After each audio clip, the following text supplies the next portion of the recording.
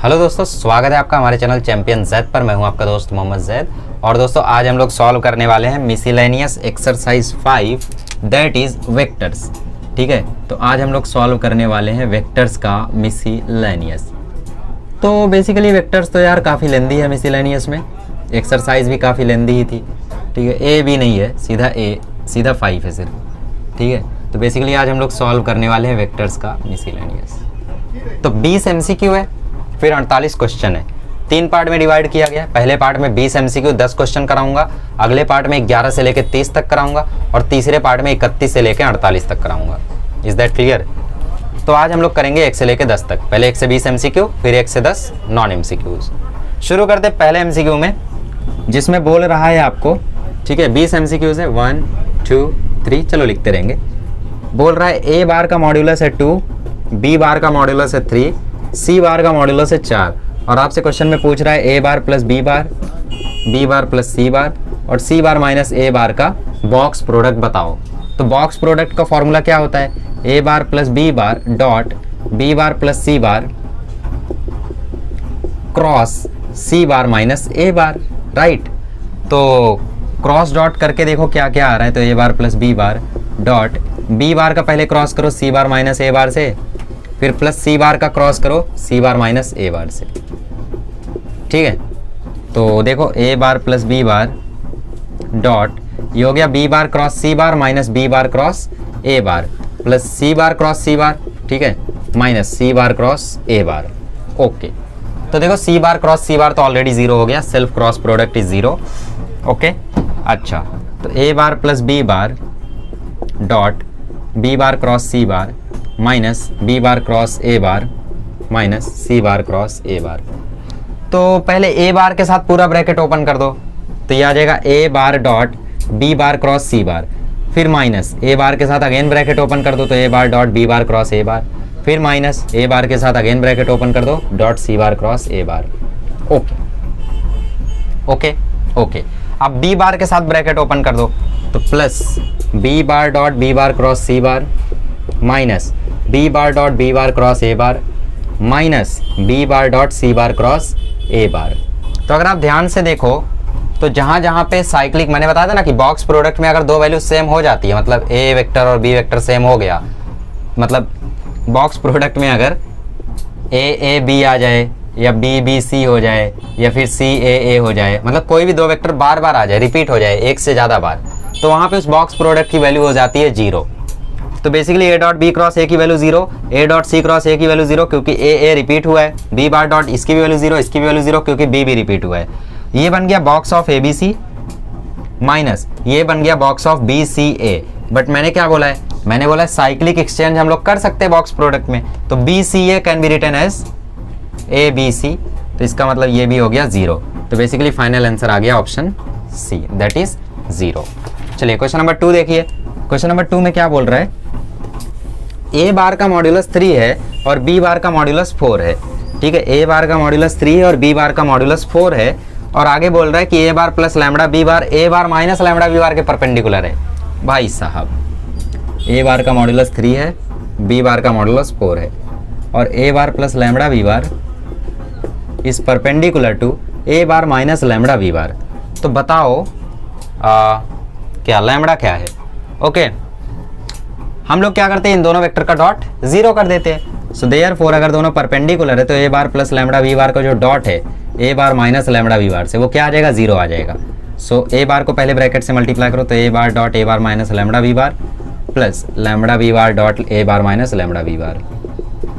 ठीक है, सो ए bar dot A बार आ गया, ये माइनस ये आ गया lambda A bar dot B bar plus ये आ गया lambda B bar dot A bar minus ये आ गया लैम्बडा स्क्वायर बी बार का whole square is equal to 0।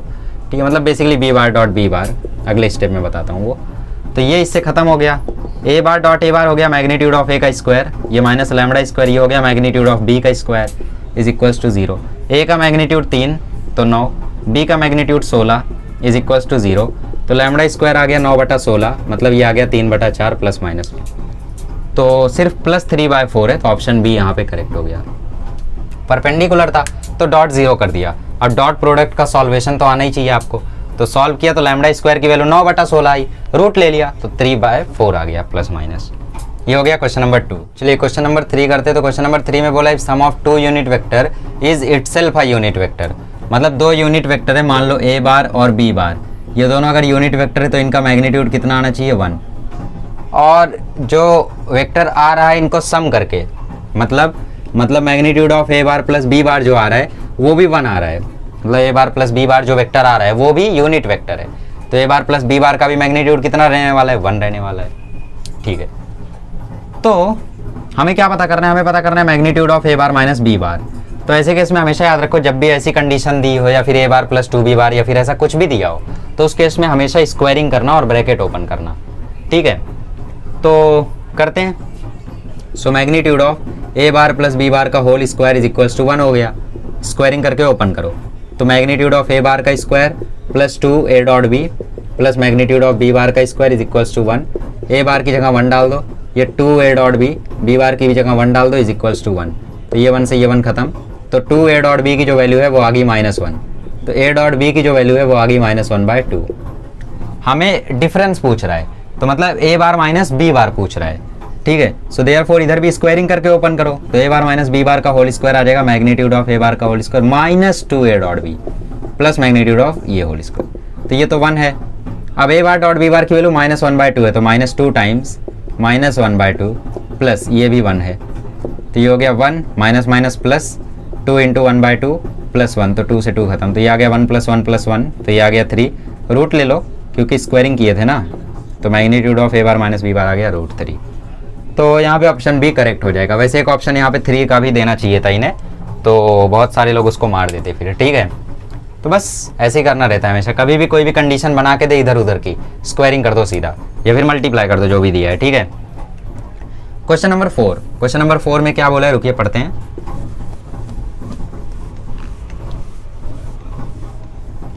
So question number 4 में क्या बोल रखा है, क्वेश्चन नंबर 4 में कुछ मैग्नीट्यूड दे रखा है। मैग्नीट्यूड ऑफ ए दिया है 3, मैग्नीट्यूड ऑफ बी दिया है 5, मैग्नीट्यूड ऑफ सी दिया है 7, और बोला है तीनों का सम करने पे 0 बन रहा है, तो एंगल बिटवीन ए और बी बता दो।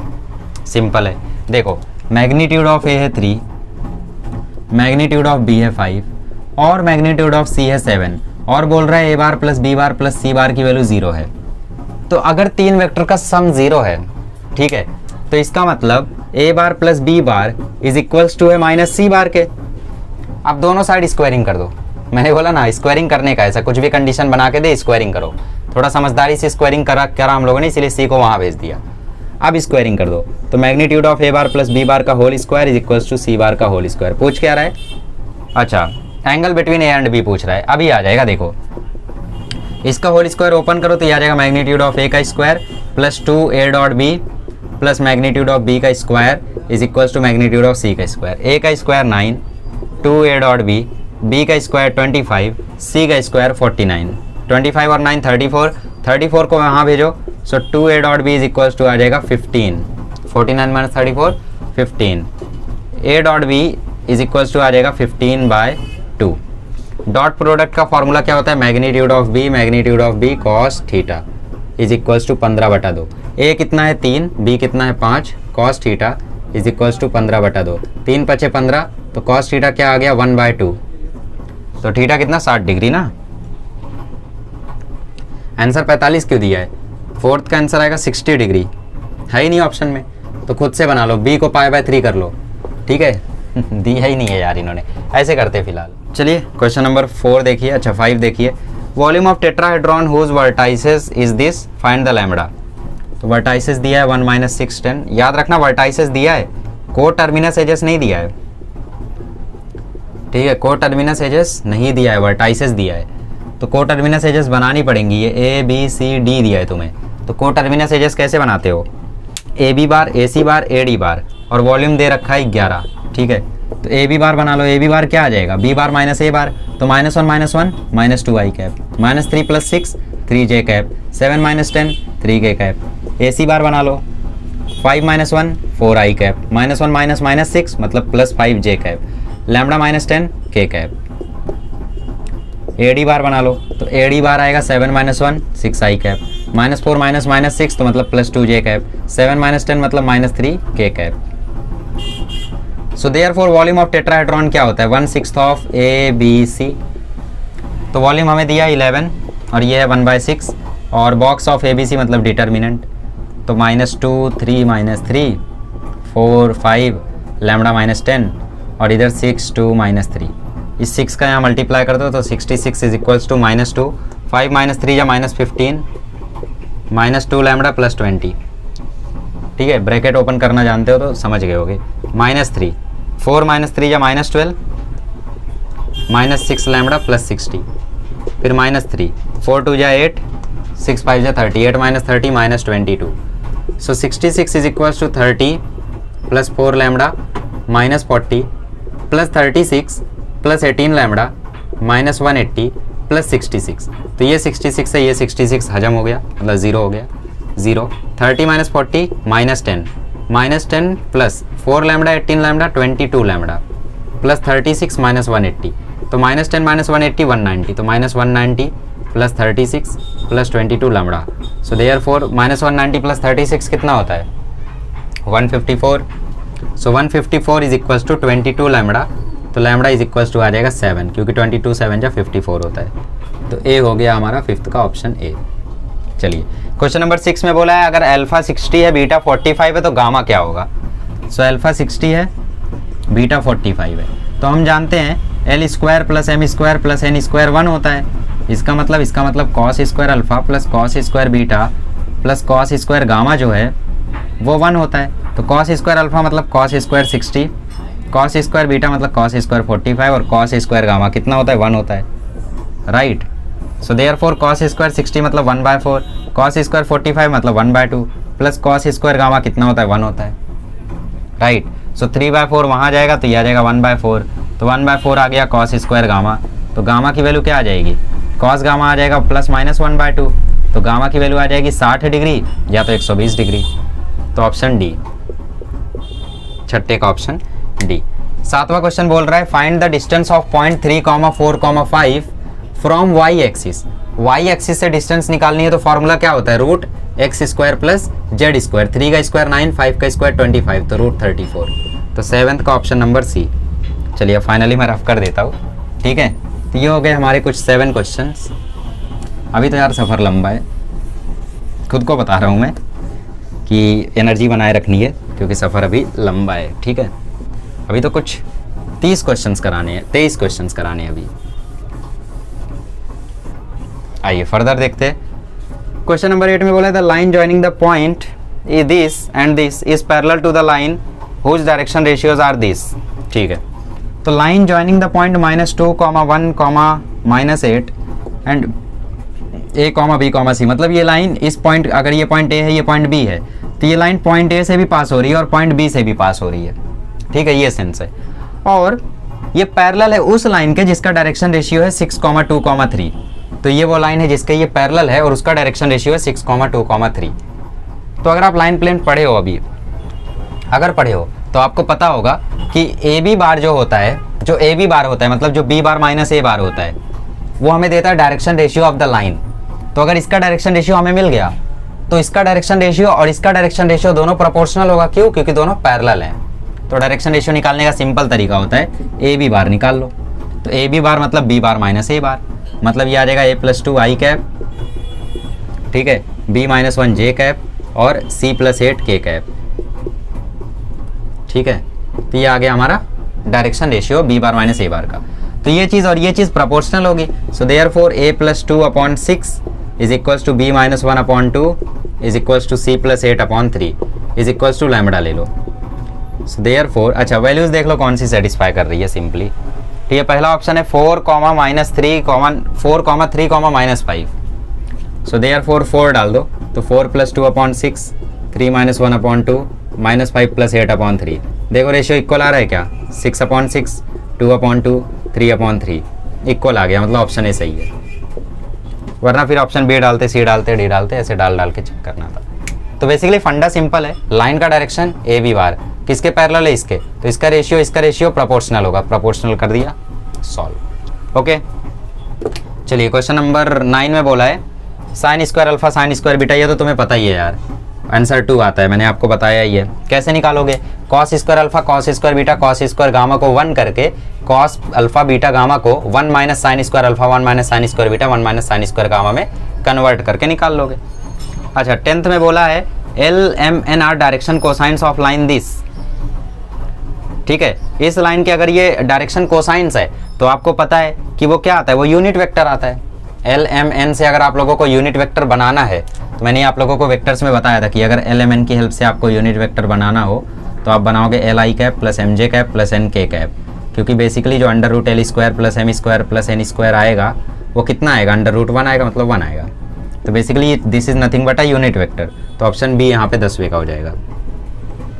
अच्छा 11वें वो बोल रहा है अगर मैग्नीट्यूड ऑफ ए 3 है तो k इंटू मैग्नीट्यूड ऑफ ए किस इंटरवल में लाया करेगा, और k की वैल्यू -1 से 2 तक वेरी करती है। ठीक है, तो सबसे पहली बात यहाँ पे जो मैग्नीट्यूड होता है वो नेगेटिव नहीं होता है, तो नेगेटिव कोई ऑप्शन है बी है, तो बी यहाँ पे रिजेक्ट हो जाएगा। ठीक है, तो मैग्नीट्यूड ऑफ ए यहाँ पे दे रखा है 3 और हमसे पूछ रहा है मैग्नीट्यूड ऑफ k a बार, तो बेसिकली k बाहर आ जाएगा। ठीक है, और मैग्नीट्यूड ऑफ ए यहाँ पे रह जाएगा। अब k की रेंज कहाँ है, -1 से 2, तो -1 से 2 नहीं लेंगे, 0 से 2 लेंगे। क्यों, क्योंकि मैग्नीट्यूड कभी नेगेटिव नहीं होता। अब आप बोलोगे k तो बाहर आ गया लेकिन पॉजिटिव के साथ बाहर आया है, तो k की रेंज है 0 से 2 तक और ये मल्टीप्लाई हो रही है 3 से, तो 0 3 या 0 2 3 या 6, तो 0 से लेकर 6 तक, मतलब ऑप्शन है यहाँ पे करेक्ट हो जाएगा 11वें का। आइए 12वां क्वेश्चन, आइए क्वेश्चन नंबर 12 करते हैं आप। सो 12th में क्या बोला है कि अल्फा बीटा गामा एक डिस्टिंक्ट पॉइंट है, तो points with position vector this, तो पोजीशन वेक्टर ए का दे रखा है अल्फा बीटा गामा, बी का पोजीशन वेक्टर दे रखा है बीटा गामा अल्फा, और सी का पोजीशन वेक्टर दे रखा है gamma alpha beta, right. Yes, तो बताना है ये कौन सा ट्रायंगल, स्केलिन आइसोसेलेस या इक्विलेटरल। तो कैसे बता सकते हो, साइड्स निकाल लो, ए बी बार का मैग्नीट्यूड, ए सी बार का मैग्नीट्यूड, बी सी बार का मैग्नीट्यूड निकाल दो। 2 इक्वल आ रहा है, आइसोसेलेस एक भी इक्वल नहीं रहा है, स्केलिन हर एक इक्वल आ रहे हैं तो राइट एंगल, सॉरी हर एक इक्वल आ रहे हैं तो इक्विलेटरल, राइट। तो निकाल लो। सो देयरफॉर ए बी बार का मैग्नीट्यूड क्या आएगा, under root beta minus alpha का whole square plus gamma minus beta का whole square plus alpha minus gamma का होल स्क्वायर। अच्छा magnitude of A C bar निकाल लो, क्या आएगा, गामा माइनस अल्फा का whole square plus alpha minus beta का whole square plus beta minus gamma का whole square. Okay, B C bar निकाल लो, तो बी सी बार का मैग्नीट्यूड गामा माइनस बीटा का whole square plus alpha minus gamma का whole square plus beta minus alpha का whole square. तो अब अगर ध्यान से देखो तो ए बी और बी सी इक्वल आ रहा है, तो मतलब ये आइसोसेलेस तो कंफर्म हो गया, और ऑप्शन में आइसोसेलेस नहीं है, तो इसका मतलब या तो राइट एंगल होगा या तो इक्विलेटरल होगा। ठीक है, तो अच्छा यहाँ पे गामा माइनस अल्फा में से अगर मैं माइनस कॉमन ले लूँ कोई फर्क पड़ेगा नहीं पड़ेगा, क्यों, क्योंकि यहाँ पे स्क्वायर है, उस माइनस को वो गायब कर देगा। तो बेसिकली गामा माइनस अल्फा को मैं अल्फा माइनस गामा भी लिख सकता हूँ, अल्फा माइनस बीटा को बीटा माइनस अल्फा भी लिख सकता हूँ, बीटा माइनस गामा को गामा माइनस बीटा भी लिख सकता हूँ। कैसे लिख सकते हो, देखो क्या लिखा है यहाँ पे, बीटा माइनस गामा का होल स्क्वायर ना, तो मैं क्या कर रहा हूँ माइनस कॉमन ले रहा हूँ, तो मैंने माइनस कॉमन लिया तो अंदर बचा गामा माइनस बीटा और बाहर है होल स्क्वायर। तो जब स्क्वायर होगा तो ये माइनस साइन उड़ नहीं जाएगा, तो गामा माइनस बीटा का होल स्क्वायर नहीं बचेगा, बचेगा ना। इसका मतलब इक्विलेटरल ट्रायंगल है, तो 12वें का आ गया ऑप्शन बी। क्यों, क्योंकि ये भी ए सी बी सी सब इक्वल आ रहा था। 13वां क्वेश्चन नंबर 13। क्वेश्चन नंबर 13 में क्या बोल रहा है कि एक लाइन पी क्यू है जिसको पॉइंट आर और एस, आर डिवाइड कर रहा है इंटरनली, ठीक है, आर अंदर से खत्म कर रहा है और एस बाहर से खत्म कर रहा है।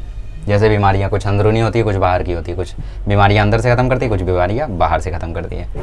तो point R internally, point S externally, ठीक है, दोनों का रेशियो सेम है 2:3। तो तुम्हें बताना है O R is perpendicular to O S, ठीक है, तो मतलब ओ आर जो है वो परपेंडिकुलर है ओ एस के, मतलब एक और बात मिल गई कि आर डॉट एस जो है वो 0 आना है। ओके, तो बताओ क्या शॉर्ट है। ओके, फाइंड करते हैं। सबसे पहले अगर आर बार इंटरनली डिवाइड कर रहा है और आपको m/n दिया है 2:3, तो फॉर्मूला बताओ क्या होगा, R bar is equals to p into 3 मतलब 3p bar plus 2q bar upon 5, और अगर एक्सटर्नली डिवाइड कर रहा है दैट इज s बार, तो वो आएगा 3p bar minus 2q bar upon 1। अब परपेंडिकुलर बोला है मतलब r डॉट s 0 है, तो इसका मतलब इसका डॉट प्रोडक्ट इसके साथ 0 है, तो इसका मतलब 3p bar plus 2q bar dot 3p bar minus 2 Q bar बराबर 0 है। आप बोलोगे नीचे कहाँ गया, अरे नीचे 5 था, नीचे 1 था, 5 1 जा 5 हुआ, लेकिन ये 0 से मल्टीप्लाई होकर 0 ही हो गया ना। अच्छा, a plus b a minus b, तो 9p square minus 4q square बराबर 0, तो इसका मतलब 9p square is equals to 4q square, option number A. तो 13वें का हो गया ऑप्शन नंबर ए। चलिए क्वेश्चन नंबर 14। तो क्वेश्चन नंबर 14 में आपको ए बी बार दे रखा है, ए सी बार दे रखा है, और बोला है पॉइंट ए से जो मीडियन जा रहा है उसकी वैल्यू बताओ, मतलब ए पी बार का जो मैग्नीट्यूड है वो बताओ। तो आपको दिया है ए बी बार, तो मतलब ए बी बार आपको दिया है, और आपको दिया है ए सी बार, तो आपको ए सी बार भी दिया है। बी सी बार आप खुद से निकाल सकते हो, ठीक है, और ए पी बार आपको पता करना है। तो अगर आप ध्यान से देखो तो इस ट्रायंगल ए पी बी में ट्रायंगल लॉ लग रहा है, ए से पी, पी से बी का पीछा कर रहा है, और ए बी का डायरेक्शन अपोजिट है, तो इसका मतलब जो A P bar plus P B bar है वो इक्वल है ए बी बार के, राइट। और यहाँ पे जो अच्छा इसको छोड़ो, यहाँ से पूरे ट्रायंगल में देखो ए बी बी सी का पीछा कर रहा है, तो इसका मतलब A B bar plus B C bar is equals to क्या है, इज इक्वल्स टू है ए सी बार है, ठीक है। तो इसका मतलब जो बी सी बार है वो क्या आएगा, वो आएगा A C bar minus A B bar, right. तो ए सी बार में से ए बी बार माइनस करो, 3i में से कुछ नहीं जाएगा तो 3i बचेगा, माइनस जे में माइनस जे जाएगा तो माइनस 2j बचेगा, 4 में से 1 जाएगा तो 3k बचेगा। तो ये आया तुम्हारा बी सी बार आ गया। अब पॉइंट P जो है वो एक तरीके से मिड पॉइंट है, किसका, बी सी बार का। क्यों, क्योंकि मीडियन जहाँ पे भी आप ड्रॉ करोगे वो सामने वाली साइड पर मिड पॉइंट बन जाता है। तो बेसिकली आप जो बी पी बार देख रहे हो, बी पी बार, ये बी पी बार आ जाएगा हाफ ऑफ बी सी बार, तो इसका आधा कर दो, सो 3/2 आई कैप माइनस जे कैप प्लस 3/2 के कैप, ये आ गया आपका बी पी बार। अब इस छोटे ट्रायंगल में लगा दो triangle law, so therefore A P bar plus A B P है ये बेसिकली, तो A B bar plus B P bar, A B bar plus B P bar, तो डायरेक्शन मैटर्स, ये मैंने पी बी कर दिया था, अब इसे बी पी कर दो दोबारा, is equals to A P bar. ये यहाँ की वजह से गड़बड़ी हो गई थी थोड़ी, मतलब ए पी वी एज्यूम कर लिया था ना, इसलिए आंसर गलत आ रहा था। सो हमें ए पी बार चाहिए, तो A P bar is equals to क्या आ रहा है, A P bar plus B P bar. तो बी पी बार हमारे पास है, यहाँ पे है ए बी बार, यहाँ पे बी पी बार, जोड़ दो, तो 0 में 3/2 जोड़ेगा तो 3/2 आई कैप, जे में एक जे घटेगा तो 0 जे कैप, के में एक और के जुड़ेगा तो 5/2 के cap. So magnitude of A P बार निकाल लो, यह आ जाएगा अंडर रूट 3/2 का स्क्वायर 9/4, 5/2 का स्क्वायर 25/4, तो रूट 34/4 आ जाएगा, मतलब रूट 34/2। तो ऑप्शन 14 का ऑप्शन ए हो जाएगा करेक्ट। आइए, तो क्वेश्चन में बोल रहा है कि ए बार और बी बार यूनिट वेक्टर है, मतलब magnitude of A magnitude of B 1 है। क्वेश्चन में बोल रहा है रूट 3 ए बार माइनस बी बार के यूनिट होने के लिए क्या चाहिए, तो एंगल क्या चाहिए ना। तो मैंने बोला हमेशा जब भी ऐसा कोई कॉम्बिनेशन बना के दे स्क्वायरिंग करो, स्क्वायरिंग कर दो, तो ए स्क्वायर मतलब रूट 3 ए बार का whole square minus 2 root 3 A dot B plus magnitude of B का whole square is equals to, पता नहीं अभी वही तो निकालना है, ठीक है, अभी वही तो फाइंड करना है। और 2 भी है यूनिट वेक्टर, अच्छा ये भी बोल दिया कि यूनिट वेक्टर है मतलब इक्वल टू 1, तो रूट 3 बाहर, रूट 3 का स्क्वायर 3, मैग्नीट्यूड ऑफ ए का square 1 minus 2 root 3 magnitude of A dot b, ये फॉर्मूला आ जाएगा magnitude of A magnitude of B cos theta, magnitude of B का स्क्वायर 1 और ये यहाँ भी 1, ये उससे उड़ गया। सो देयरफॉर ये आ गया 3 माइनस 2 रूट 3, ए और बी 1 है तो कोई फर्क नहीं पड़ेगा, cos theta is equals to 0। So therefore 3 बराबर root 3 cos theta multiplied by 2, ठीक है। सो देयरफॉर ये हो गया रूट 3 और ये हो गया 2 कॉस थीटा, तो कॉस थीटा आ गया रूट 3/2, तो देयरफॉर थीटा आ गया 30 डिग्री।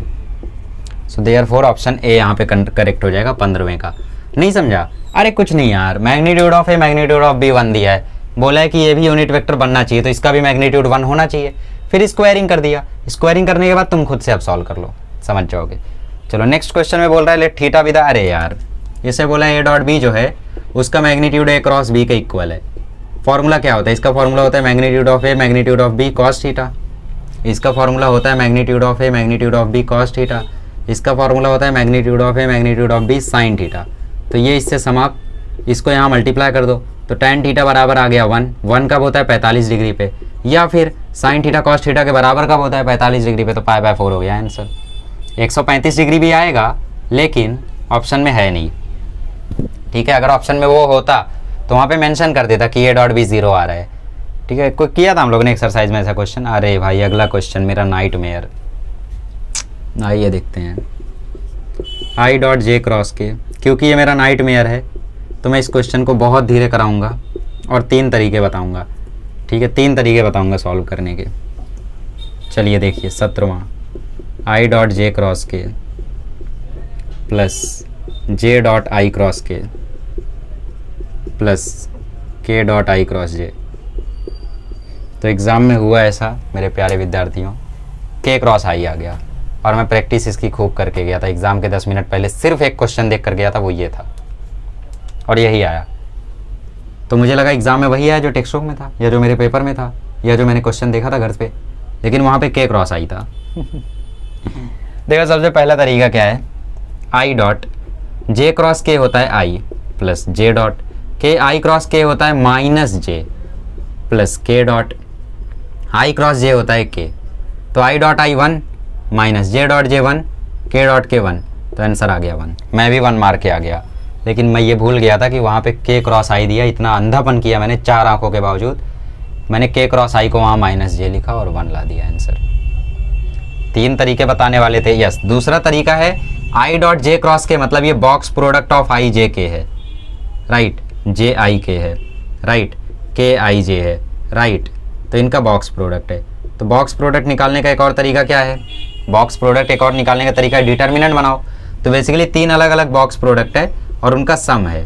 तो आई जे के का बॉक्स प्रोडक्ट कैसे होगा, पहली रो में आई का डिटर्मिनेंट, आई के एलिमेंट्स क्या 1, जे के है नहीं तो 0 0, दूसरे में जे का एलिमेंट, तीसरे में के का एलिमेंट, तो बेसिकली इस डिटर्मिनेंट का आंसर 1 आएगा। ऐसे ही नेक्स्ट वाला जब बनाओगे तो पहले जे है मतलब 0 1 0 है, फिर 1 0 0 है, फिर 0 0 1 है, तो जो ये वाला डिटर्मिनेंट है ये -1 बनेगा। ठीक है, ये वाला डिटर्मिनेंट -1 बनेगा। ऐसे ही जब तीसरा बनाओगे तो वो भी 1 बनेगा, बना लेना। तो इस तरीके से आंसर बनाएगा। तीसरा तरीका ये है कि अगर ये साइक्लिक होता, फिलहाल है नहीं ना, तो तीसरा तरीका यहाँ पे काम नहीं आएगा। तो 2 तरीका बता दिया, वैसे यूज़ फर्स्ट वाला ही करो, छोड़ो। चलो यादें ताज़ा हो गई, दुख ताज़ा हो गया। आइए 18वें पे बढ़ते हैं। आइए क्वेश्चन नंबर 18 करते हैं। जोश डाउन नहीं होना चाहिए, भले मेरा दुख भरा क्वेश्चन आ गया। क्वेश्चन नंबर 18 में 3 वेक्टर बोला है और बोला है तीनों लाई इन अ प्लेन। तो पहला वेक्टर है ए I cap, A J cap, C K cap. दूसरा वेक्टर है आई कैप प्लस के कैप।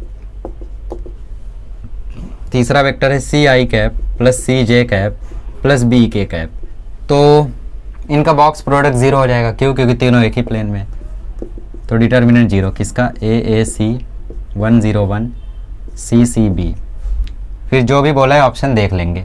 तो ए टाइम्स 0 बीजा 0 माइनस सी, माइनस ए टाइम्स 1 बीजा बी माइनस सी, प्लस सी टाइम्स सी बराबर 0। सो देयरफॉर ये हो गया माइनस ए सी, ये हो गया माइनस ए बी प्लस ए सी प्लस सी स्क्वायर बराबर 0। माइनस ए सी प्लस ए सी खत्म, इस ए बी को वहाँ भेज दो, तो सी स्क्वायर बराबर आ गया ए बी, तो सी बराबर आ गया plus minus root a b. Arithmetic mean, geometric mean, harmonic mean 0। आप जानते हो यार कि ये होता है ज्योमेट्रिक मीन, ये ज्योमेट्रिक मीन होता है, राइट। ए बी जो है, सी जो है वो ज्योमेट्रिक मीन है ए और बी का, तो सी जो है geometric mean of a and b है। तो ये हो गया ऑप्शन करेक्ट। अरिथमेटिक मीन होता तो A plus B upon 2। Arithmetic mean is always A plus B upon 2। Harmonic mean is 2ab upon a plus B, ऐसे। ठीक है, चलो क्वेश्चन नंबर 19। आइए क्वेश्चन नंबर 19 करते। तो क्वेश्चन नंबर 19 में एक्चुअली माइनस है, अच्छा हुआ मैंने देख लिया, वरना मैं बाय डिफ़ॉल्ट प्लस लेकर करता। और बी बार है जे कैप माइनस के कैप और सी बार है के कैप माइनस आई कैप। आपको डी बार पता करना है which is a unit vector और परपेंडिकुलर, मतलब ए डॉट डी 0 है। 3 कंडीशन दी है। पहली कंडीशन कि मैग्नीट्यूड ऑफ डी 1 है, दूसरी कंडीशन ए डॉट डी 0 है, तीसरी कंडीशन ए डॉट डी जो है, अच्छा बी सी डी भी 0 है, तीसरी कंडीशन है box of B C d भी 0 है। तो बेसिकली 3 कंडीशन से 3 इक्वेशन बनेगा और जो भी आपके 3 वेरिएबल है वो मिल जाएंगे। फिलहाल 17वें का आंसर था 1, 18वें का आंसर था ज्योमेट्रिक मीन, 19वां और 20वां बच रहा है। तो मैंने क्या बोला था, ऐसा क्वेश्चन जब भी है जिसमें एक से ज़्यादा कंडीशन दे और एक वेक्टर पता करना हो, तो उस वेक्टर को हमेशा मान लो X I cap plus Y J cap plus Z K cap, या फिर A I cap plus B J cap C K cap, या फिर alpha I cap beta J cap gamma K cap. तो इनका मैग्नीट्यूड 1 आना है, तो इसका मतलब under root X square plus Y square plus Z square की वैल्यू 1 आनी है। तो इसका मतलब X square plus Y square plus Z square की वैल्यू 1 आनी है। ठीक है, दूसरा ए डॉट डी 0 करना है, तो a dot d i into x x, j into y minus y, k है नहीं तो प्लस 0 बराबर 0 करना है, तो इसका मतलब एक्स बराबर वाई है। ठीक है, तीसरा box of B C d 0 करना है, तो बी का डिटर्मिनेंट में क्या आएगा 0 1 -1, सी के डिटर्मिनेंट में 0 अच्छा माइनस आई मतलब -1 0 और के है 1, और डी में आएगा एक्स वाई जेड, इसको क्या करना है 0 करना है, तो 0 इंटू ये तो 0 हो जाएगा, यहाँ से ओपन करो तो -1 माइनस जेड माइनस एक्स, फिर -1 माइनस वाई बराबर क्या करना है 0, इसका मतलब z plus x plus y बराबर 0 करना है। तो अभी आप क्या कर सकते हो, x की जगह y डाल दो या y की जगह x डाल दो, तो ये हो गया z प्लस 2y बराबर 0, मतलब 2y is equals to minus z, मतलब y equal to minus z by 2। तो y की जगह तुम माइनस जेड बाई 2 डाल दो और x की जगह y डाल दो इस इक्वेशन में। तो x की जगह तुमने y डाल दिया y square plus Y square, और z स्क्वायर की जगह तुमने -2y डाल दिया, तो -2y का स्क्वायर बराबर 1। सो देयरफॉर y स्क्वायर, ठीक है, therefore y square plus Y square plus 4y square is equals to 1, therefore 6y square is equals to 1, therefore y is equals to आ जाएगा +-1/√6। और अगर y +-1/√6 है तो z आ जाएगा -2 +-2/√6, तो x भी आ जाएगा +-1/√6। तो बेसिकली आंसर आ जाएगा 1 + 1 - 2, तो 1 + 1 - 2 ऑप्शन ए। तो 19वें का है ऑप्शन ए। समझ गया ना, वेक्टर बनाना है बेसिकली। तो ये -2/6 है ना, तो i cap plus j cap -2 k cap upon √6। चलो 20th में बोला है A B C are non coplanar such that this equal to this, then the angle between, चिन दिए। कैसे चिन दिए, क्यों चिन दिए बताते हैं। देखो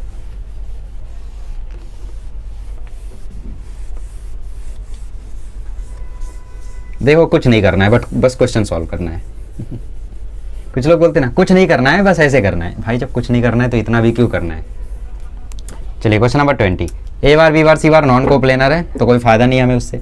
A bar cross B bar cross C bar जो है वो इक्वल आ रहा है बी बार प्लस सी बार अपॉन √2 के। ऐसे क्वेश्चन को करने का क्या तरीका होता है, ध्यान से देखो। पहले इसका फॉर्मूला याद है क्या, इसका फॉर्मूला था 132 - 123, ब्रैकेट हमेशा पहले 2 पे। तो 132 मतलब a डॉट सी बाहर b minus a dot b बाहर c इज इक्वल्स टू क्या है, इज इक्वल्स टू है b बार के नीचे √2 और c बार के भी नीचे √2। कंपेयर करना है तुम्हें। So by equality of vectors, b bar का यहाँ पे क्या है a डॉट c है, तो इसका मतलब, और b बार का यहाँ पे क्या है 1/√2, तो मतलब a डॉट c की वैल्यू 1/√2 है। यहाँ पे c बार के साथ क्या है -a डॉट b है, तो -a डॉट b किसके इक्वल है 1/√2 के। कंपेयरिंग किया हमने, सी बार का यहाँ पे कंपोनेंट 1/√2, यहाँ पे कंपोनेंट a डॉट b, तो a डॉट b मिल गया, a डॉट c मिल गया, मतलब बेसिकली आपका a डॉट b आ गया -1/√2। क्वेश्चन में क्या, magnitude of angle between a and b, angle between a and b पूछा है। ठीक है, c की चर्चा नहीं है, c को हम लोग एलिमिनेट भी नहीं कर सकते, अजीब दुविधा है। c की चर्चा भी नहीं करनी है, एलिमिनेट भी नहीं करना है। कैसे कर सकते हैं देखो, ठीक है, यहां तक पहुंच गए। ठीक है, तो फॉर्मूला लगा दो, magnitude of A magnitude of c cos theta is equals to 1/√2, magnitude of A magnitude of B cos theta cos beta कर लो -1/√2। ओके, तो यूनिट वेक्टर भी बोला है यहाँ पे, मैंने देखा नहीं।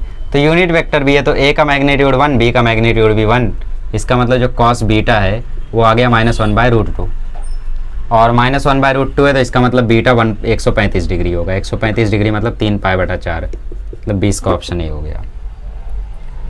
ठीक है, यहाँ पे क्या, यहाँ पे π/4 आ रहा है क्योंकि ये पॉजिटिव आ रहा है, ये नेगेटिव आया।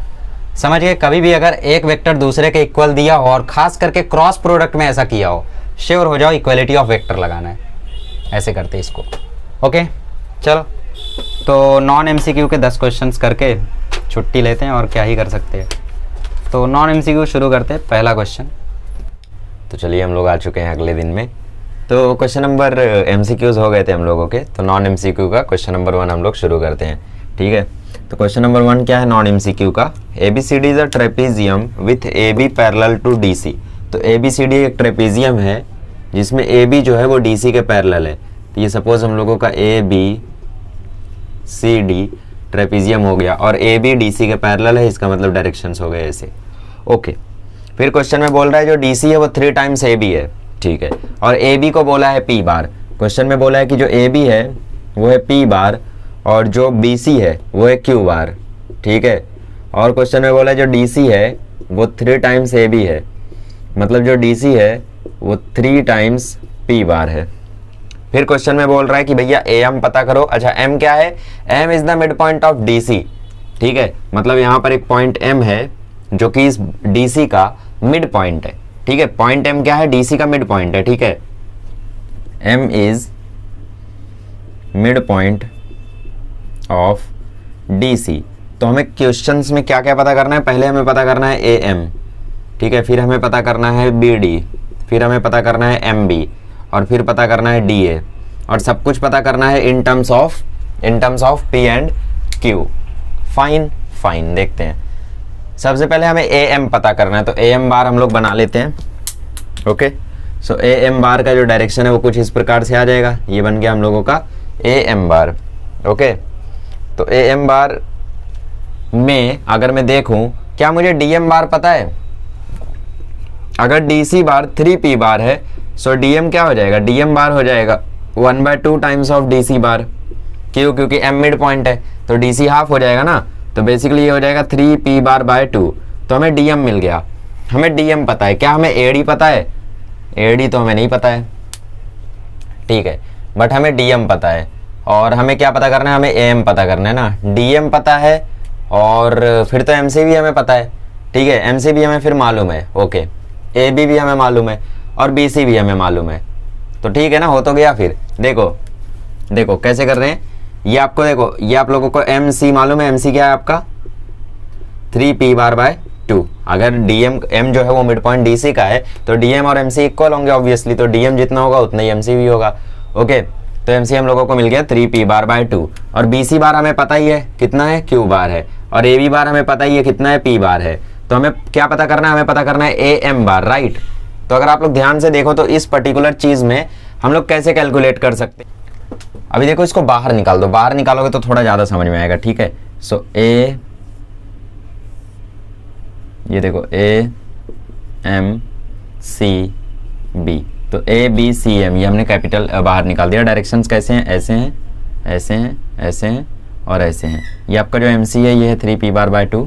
जो AM है वो आपको कैलकुलेट करना है। BC है Q बार और AB है P बार, ठीक है, ठीक है। मैंने क्या बोला? मैंने बोला पहले AC बार निकाल लो, पहले AC बार निकाल दो किसी प्रकार से, ठीक है। तो अगर आप ध्यान से देखो तो यहाँ पे एक पैरेललोग्राम बन रहा है, या तो ट्रायंगल लॉ भी बन रहा है। देखो, ये इसका पीछा कर रहा है, तो AM बार प्लस MC बार किसके इक्वल होगा? AC बार के।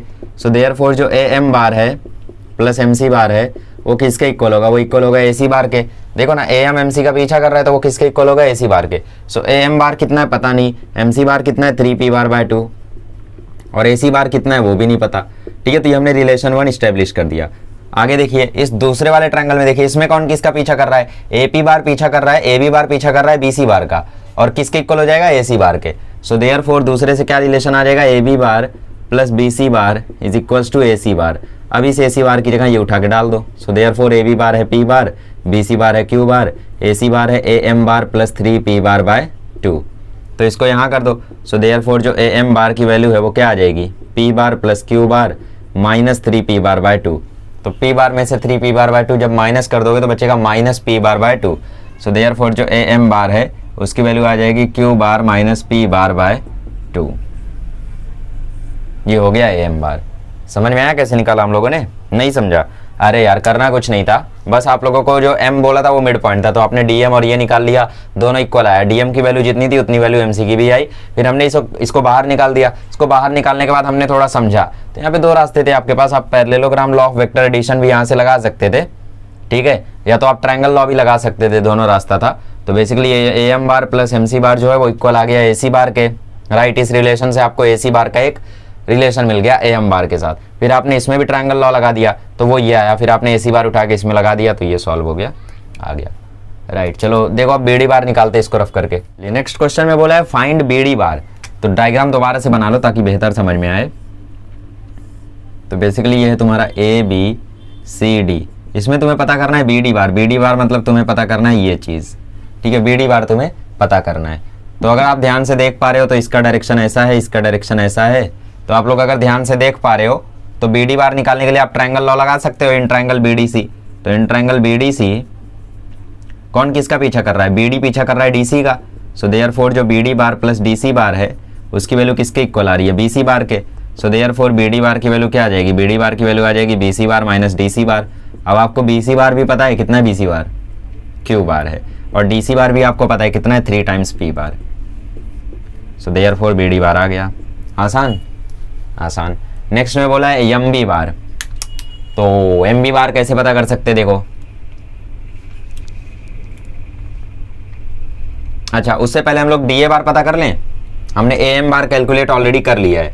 AM बार हमारा आया था Q bar minus P bar by 2, ठीक है। तो DA बार हम पहले कैलकुलेट कर लेते हैं। तो DA बार मतलब ये पर्टिकुलर चीज, और DM बार का डायरेक्शन ऐसे है। तो ट्रायंगल लॉ यहाँ पे लग रहा है, कौन किसका पीछा कर रहा है? DA पीछा कर रहा है AM का। सो देयरफॉर चौथे के लिए सॉल्व कर रहा हूँ, देखो इन ट्रायंगल DAM, जो DA बार प्लस AM बार है वो किसके इक्वल है? वो इक्वल है DM बार के, राइट। सो हमें निकालना क्या? हमें DA बार निकालना है। तो DA bar is equal to क्या आ जाएगा? DM bar minus AM bar, right. So DM bar कितना है? DM बार है 3P बार बाय 2, और AM बार कितना है? इतना है। तो 3P bar by 2 plus P bar by 2 आ जाएगा 2 टाइम्स P बार माइनस Q बार। ये आ गया तुम्हारा DA बार, ठीक है। चलो थर्ड में क्या बोला है? थर्ड में बोला है MB बार। तो अलग करो इसको जरा, ठीक है। MB बार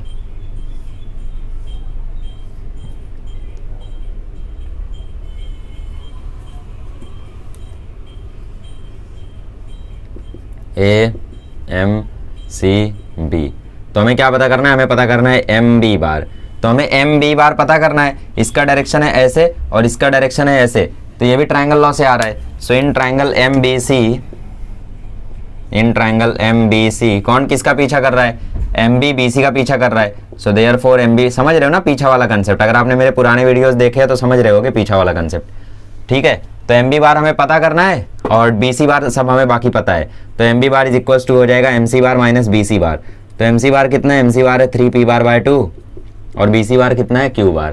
तो ये हो गया हमारा MB बार, ठीक है। तो इस प्रकार से निकाल लेना था, कुछ ज़्यादा हार्ड नहीं है यार। देखो कभी भी ऐसा क्वेश्चन आए तो सबसे पहले डायग्राम बनाने का, उसके बाद डायरेक्शन बनाने का, फिर खुद ही तुम्हें दिखता जाएगा कि हाँ यार ये निकालना है तो ऐसे करना है, ये निकालना है तो ऐसे करना है। सिंपली फिर करते जाओ, पहुंच जाओगे आंसर तक।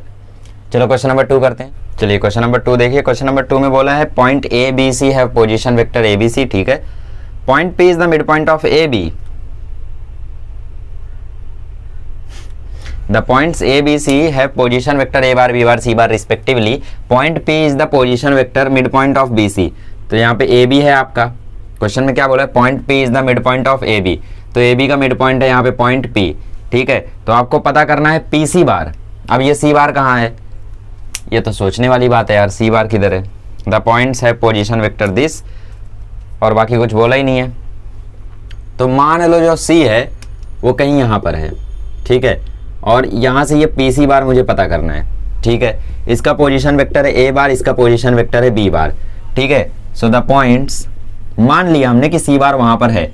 Points A, B, C have position vector A bar, B bar, C bar respectively, ठीक है। क्वेश्चन में बोला ये चीज़। तो अगर आप ध्यान से देखो तो P जो है वो AB का मिड पॉइंट है। तो इसका मतलब P का क्या वेक्टर आ जाएगा? A bar plus B bar upon 2 by mid point formula. Since P is mid point of AB, therefore जो P बार है वो कितना आ जाएगा? वो आ जाएगा A bar plus B bar upon 2। और हमें कैलकुलेट क्या करना है? हमें कैलकुलेट करना है PC बार। तो PC बार इक्वल हो जाएगा C बार माइनस P बार के। तो ये इक्वल हो जाएगा C बार माइनस P बार की जगह ये डाल दो, A bar plus B bar upon 2। Cross multiply करो तो 2C bar minus A bar minus B bar upon 2 हो गया ये PC बार। आसान, बहुत आसान। कुछ नहीं करना था भाई, पी सी बार पता करना है तो वो होगा सी बार माइनस पी बार के बराबर। अब पी बार क्या है, ए बी का मिड पॉइंट है, तो मिड पॉइंट फॉर्मूला से पी बार की वैल्यू निकाला, सी बार माइनस पी बार की जगह डाल दिया, खत्म। आगे बढ़ो। आइए let's solve question number 3। Question number 3 में बोला है in pentagon A B C D E, तो एक पेंटागन है A B C D E, तो पेंटागन मतलब 5 साइड वाला, 5 मुंह वाला, ये कौन बोल रहा है, ए बी सी डी ई, मज़ा नहीं आया, ठीक है। चलो थोड़ा अच्छे से बनाते हैं। तो ये हो गया हमारा ए बी सी डी ई, अब मज़ा आया थोड़ा, वैसे वो भी चलता, कुछ गलत नहीं था। तो एक पेंटागन है ए बी सी डी ई, वैसे मैंने थोड़ा समोसा टाइप बना दिया, क्या मतलब समोसा मेरा फेवरेट है, तो ए बी सी डी ई मैंने बना दिया, ठीक है। अब बोला है prove that A B bar plus A E bar plus B C bar plus D C bar plus E D bar is equals to 2 times A C bar, ये आपको प्रूफ करना है। तो इसका एलएचएस उठा लो, तो एलएचएस में क्या बोला है, एलएचएस में बोला है A B bar plus A E bar plus B C bar plus D C bar plus E D bar, ठीक है। डायरेक्शंस देख लो, ए बी बार मतलब ये, ए सी बार मतलब ए ई बार मतलब ए ई बार मतलब ये, बी सी बार मतलब ये, डी सी बार मतलब ये, ठीक है, और ई डी बार मतलब ये, ई डी बार मतलब ये, और क्या है, और आर एच एस में है ए सी बार, तो ए सी बार मतलब ये, ठीक है, ठीक है। तो अगर आप ध्यान से देखो तो ए बी सी में ट्राइंगल लॉ लग रहा है, मतलब A B bar plus B C bar की value equal to A C bar आ रही है, ठीक है। मतलब इसमें से अगर ए बी बार और ए सी बार मैं बी सी बार में एक साथ कर देता हूँ, तो A B bar plus B C bar मैंने एक साथ कर दिया, और इस साइड मैंने एक साथ लिख दिया ए E bar plus D C bar plus E D bar, ठीक है। अच्छा इस साइड भी देख लो, ई डी बार पहले लिख लो, क्यों पहले लिख रहा हूँ अभी थोड़ी देर में पता चल जाएगा। इस साइड भी देख लो, A E bar plus E D bar plus D C bar, A E bar plus E D bar plus D C bar, सब लोग एक दूसरे का पीछा कर रहे हैं, तो ये तीनों का सम किसके इक्वल होगा, इसके इक्वल हो जाएगा, तो मतलब इसकी भी वैल्यू ऐसी, इसकी भी वैल्यू ऐसी। ये कौन सा लॉ है, polygon law of vector addition है, बताया था ना मैंने आपको लेक्चर्स में, ओके। तो basically A E bar plus E D bar plus D C bar तीनों एक तीसरे का पीछा कर रहे हैं, तो वो ए सी बार के इक्वल हो जाएंगे, तो ये भी आ जाएगा equal to A C bar, और ये ट्राइंगल लॉ से इक्वल आ जाएगा ए सी बार के, तो ये हो गया 2 टाइम्स ए सी बार, तो ये हो गया R H S. Let's move further. आइए क्वेश्चन नंबर 4 करते हैं। क्वेश्चन नंबर 4 में बोला है in parallelogram A B C D, तो एक पैरेललोग्राम है ए बी सी डी, इसमें आपको ए सी बार दिया हुआ है और बी डी बार दिया हुआ है, मतलब डायगोनल के वेक्टर्स आपको दिए हुए हैं, तो इसमें आपको ए सी बार दिया है और बी डी बार दिया है, मतलब आपको ये डायरेक्शन दी है और ये डायरेक्शन दी है। तो ए सी बार आपको दे रखा है 2i cap plus 3j cap plus 4k cap, ठीक है, और आपको बी डी बार दे रखा है -6i cap plus 7j cap minus 2k cap, और आपको पता करना है ए बी बार और A D bar, A B bar और A D bar you have to calculate, ठीक है। तो ए बी बार कैलकुलेट करना है, मतलब इसकी डायरेक्शन ऐसी हो गई और इसकी डायरेक्शन ऐसी हो गई, तो ऑब्वियसली इनकी भी डायरेक्शन ऐसी और ऐसी ही होगी, क्योंकि पैरेललोग्राम की अपोजिट साइड्स इक्वल होती है। तो since quadrilateral ABCD is a parallelogram, ठीक है, quadrilateral ABCD is a parallelogram, therefore जो ए डी बार है वो इक्वल आएगा बी सी बार के, और जो ए बी बार है वो इक्वल टू आएगा डी सी बार के, ठीक है, opposite sides are equal, right. तो ट्रायंगल लॉ लगता हुआ दिख रहा है क्या, ये इसका पीछा कर रहा है, तो इसका मतलब A B bar plus B D bar जो है वो ए डी बार के इक्वल आ रहा है, ठीक है। तो इसका मतलब by triangle law in triangle A B D जो A B bar plus B D bar है वो किसके इक्वल आ रहा है, वो इक्वल आ रहा है ए डी बार के, ठीक है। और दूसरे वाले में भी ट्रायंगल लॉ लगा दो, तो in triangle A B C by triangle law कौन किसका पीछा कर रहा है, ए बी बी सी का पीछा कर रहा है, so therefore A B bar plus B C bar is equals to A C bar. Calculate क्या करना है हमें कैलकुलेट करना है ए बी बार और ए डी बार, तो basically A B bar calculate करना है, ए डी बार कैलकुलेट करना है, ठीक है। तो मैं क्या करता हूँ, यहाँ से ए बी बार की वैल्यू को उठा के यहाँ डाल देता हूँ, सो देयरफॉर यहाँ पे देखो ए बी बार की वैल्यू क्या आ रही है, यहाँ पे ए बी बार की वैल्यू आ रही है A D bar minus B D bar, इस A D bar minus B D bar को मैं यहाँ डाल देता हूँ ए बी बार की जगह, तो यह आ जाएगा A D bar minus B D bar plus B C bar is equals to A C bar. पता क्या क्या है मुझे पता है, मुझे बी डी बार पता है, मुझे ए सी बार पता है, मुझे ए डी और बी सी में से कुछ भी नहीं पता है, लेकिन मुझे ये जरूर पता है कि जो ए डी है वो बी सी के इक्वल है। ठीक है, जो ए डी है वो बी सी के इक्वल है, तो मतलब इस बी सी को मैं ए डी लिख सकता हूँ। सो देयरफॉर क्या किया समझ में आया ना, ये चीज़ मैंने यहाँ पे पुट कर दी, तो ये इसके रिजल्टेंट के कारण ये ऐसा बन गया। ठीक है, तो A D bar plus B C bar क्या हो जाएगा, ये दोनों इक्वल है, तो ये हो जाएगा 2 टाइम्स ए डी बार, और इसको भेज दो वहाँ, इसको वहाँ भेजोगे तो ये आ जाएगा ए C bar plus B D बार। चलो, ए सी बार के क्या क्या वेक्टर्स है 2 3 4, बी डी बार के क्या क्या वेक्टर्स है -6 7 -2, तो दोनों को हमें ऐड करना है, तो 2 - 6 -4, 3 + 7 10, तो 4 i cap plus 10 j cap. ठीक है, 4 - 2 मतलब ऐड कर रहे हैं तो बेसिकली साइन चेंज नहीं होगी, तो 4 - 2 है तो 4 - 2 ही होगा, 4 - 2 2, तो बेसिकली ये आ गया 2 k cap. So therefore 2 A D bar आ जाएगा 2 k। अच्छा देखो, यहाँ पे कुछ ऐसे लोग भी हैं जो वीडियो देख रहे हैं, शायद उन्हें लग रहा होगा कि हम एडिंग कर रहे हैं तो 4 - 2 क्यों हो रहा है। ठीक है, तो जिनको ये डाउट आ रहा है कि 4 - 2 क्यों किया जबकि हम एडिंग कर रहे थे, तो उनको मैं यही बता दूं कि भाई देखो, हम एडिंग कर रहे हैं तो तुम क्या करो, ए सी बार की जगह जो है वो लिखो, और फिर प्लस डालो, फिर बी डी बार की जगह जो है वो लिखो, उसके बाद तुम खुद समझ जाओगे। ठीक है, अब देखो 2 से डिवाइड कर दो तो ए डी बार की वैल्यू आ जाएगी -2 i cap plus 5 j cap plus k cap. हाँ मुझे पता है पीछे आंसर उल्टा दिया हुआ है, तो पीछे वाले लोग टेक्स्ट बुक वाले ही बेसिकली उल्टे हैं, तो उन पे भरोसा मत करो।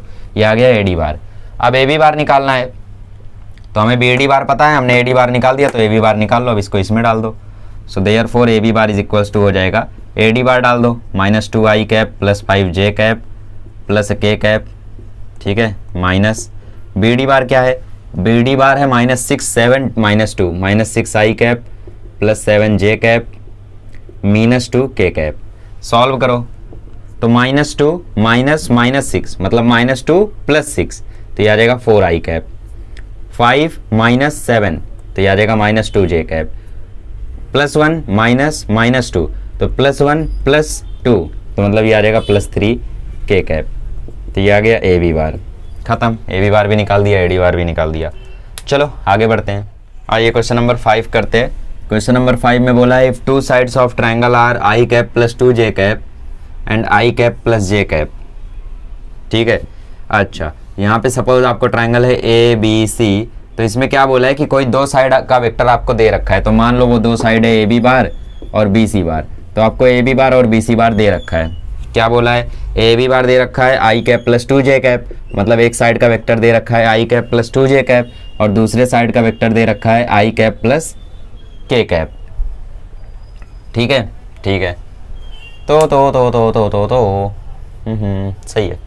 तो हमें पता करना है कि तीसरी साइड का लेंथ क्या होगा ना, तो बेसिकली हमें ए सी बार पता करना है, और हमें ए बी बार और बी सी बार दिया हुआ है, ट्रायंगल लॉ लगा दो। So in triangle A B C bar triangle law, कौन किसका पीछा कर रहा है, आप मेरा पीछा कर रहे हो, ए बी बी सी का पीछा कर रहा है। So therefore A B bar plus B C bar जो है वो इक्वल आ जाएगा ए सी बार के। सो देयरफॉर ए बी बार क्या है, i cap plus 2 j cap, B C bar क्या है, i cap plus k cap, और इस साइड क्या है, इस साइड है A C bar. i cap plus i cap क्या हो जाएगा 2 i कैप, और ये है 2 j कैप, और ये है k कैप, ये किसके इक्वल है, ए सी बार के। तो हमें क्या चाहिए, हमें लेंथ चाहिए, मतलब ए सी का मैग्नीट्यूड लेना होगा हमें। So therefore magnitude of A C is equals to √2² plus 2² plus 1², ये हो जाएगा √4 प्लस 4 प्लस 1, तो ये हो जाएगा √9 इज इक्वल्स टू 3। तो बेसिकली थर्ड साइड की लेंथ क्या है, 3 यूनिट्स। तो ये तो चिंदी था यार, बेसिक क्वेश्चन था। आगे बढ़ो, आइए क्वेश्चन नंबर 6 करते हैं। तो क्वेश्चन नंबर 6 जैसा क्वेश्चन हमने एक बार ऑलरेडी किया है, इसमें बोला है magnitude of A magnitude of B दोनों 1 है, ए डॉट बी की वैल्यू 0 है, A bar plus B bar plus C bar की भी वैल्यू 0 है, तो सी बार का मैग्नीट्यूड पता करो। ठीक है, तो मैंने क्या बोला है ऐसे क्वेश्चन में, स्क्वायरिंग करना बेस्ट होता है, और अगर सिंप्लीफाई होकर स्क्वायरिंग हो रहा है तो और बेस्ट है, तो इस सी बार को वहाँ भेज दो। सो देयरफॉर ए बार प्लस बी बार जो है वो इक्वल आ जाएगा माइनस सी बार के। अब स्क्वायरिंग कर दो, तो अब जैसे ही तुम स्क्वायरिंग करोगे तो A bar plus B bar का स्क्वायर हो जाएगा, और इस साइड हो जाएगा माइनस सी बार का स्क्वायर। सो ए बार प्लस बी बार का होल स्क्वायर क्या हो जाएगा, मैग्नीट्यूड ऑफ ए का square plus 2 times magnitude of A dot magnitude of ए का स्क्वायर। कैसे, ए डॉट ए क्या होता है, मैग्नीट्यूड ऑफ ए का स्क्वायर, और ये क्या हो जाएगा 2a डॉट बी, और ये हो जाएगा मैग्नीट्यूड ऑफ बी का स्क्वायर, ये हो जाएगा मैग्नीट्यूड ऑफ सी का स्क्वायर, माइनस हट जाएगा बेसिकली। सो ए का मैग्नीट्यूड 1 है, ये ए डॉट बी की वैल्यू 0 है, मैग्नीट्यूड ऑफ बी 1 है, is equals to magnitude of C का square. So 2 is equals to magnitude of C का स्क्वायर, तो मैग्नीट्यूड ऑफ सी आ जाएगा √2। खत्म। आगे बढ़ते हैं, आइए क्वेश्चन नंबर 7 करते हैं। क्वेश्चन नंबर 7 में बोला है पता करो कौन से टाइप का ट्रायंगल है। तो टाइप ऑफ ट्रायंगल पता करने का सिंपल रास्ता यही होता है कि आप लोग तीनों साइड्स की लेंथ निकालो, सेम आ रही है तो इक्विलेटरल, अलग अलग आ रही है तो स्केलिन, दो सेम आ रहा है तो आइसोसेलस, और पाइथागोरस थ्योरम एप्लीकेबल हो रहा है तो राइट एंगल। तो यही इसमें भी करना है। तो इनके पोजीशन वेक्टर्स मान लो, let A bar B bar and C bar be the position vectors of point A B and C respectively with respect to origin. With respect to origin अब की बार हमने क्यों लिखा, क्योंकि अब की बार हमें पॉइंट्स दिया था और क्वेश्चन में ऑलरेडी नहीं बोला था कि भाई कोई पोजीशन वेक्टर है। तो हमने जब खुद से मानते हैं और पॉइंट्स दिया रहता है उसको मानते हैं तो फिर हमें लिखना पड़ता है, बाकी मैटर नहीं करता इतना, ठीक है। नहीं लिखोगे इसमें भी तो भी चलेगा। सो देयरफॉर ए बार की वैल्यू क्या आ जाएगी, ए बार की वैल्यू आ जाएगी 2i कैप माइनस जे कैप, बी बार की वैल्यू आ जाएगी 4i कैप प्लस जे कैप प्लस के कैप, सी बार की वैल्यू आ जाएगी 4i cap minus 5j cap plus 4k cap. ठीक है, ठीक है। चलो तो सबसे पहले ए बी निकालो। A B bar is equals to क्या आएगा, A B bar is equals to आएगा B bar minus A bar, तो 4 minus 2 2i cap, J minus minus J 2j cap, plus K minus 0 plus के cap, तो ये हो गया ए B बार। अब क्या चाहिए, अब इसकी लेंथ चाहिए, लेंथ मतलब ए बी बार का मैग्नीट्यूड चाहिए। तो ए बी बार का मैग्नीट्यूड आ जाएगा √2 square plus 2 square plus 1 square, ये आ जाएगा √4 प्लस 4 प्लस 1, ये आ जाएगा √9, ये आ जाएगा 3 यूनिट्स। ठीक है, ये हो गया ए बी बार का मैग्नीट्यूड। इसको दे दो नंबर 1। अब बी सी बार निकालो।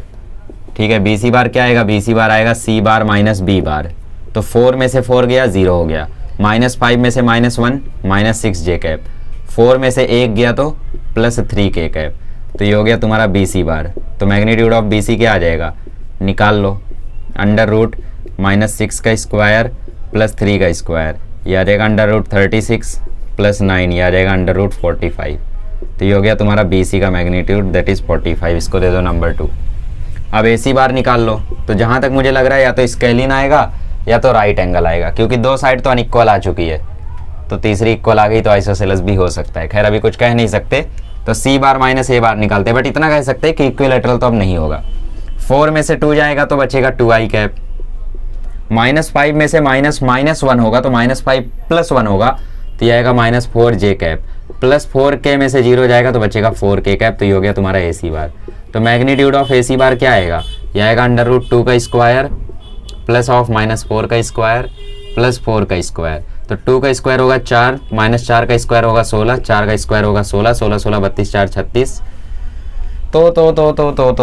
तो अगर मैं इसको भी यूनिट्स लिखता हूँ, इसको भी यूनिट्स लिखता हूँ, ये हो गया नंबर 3।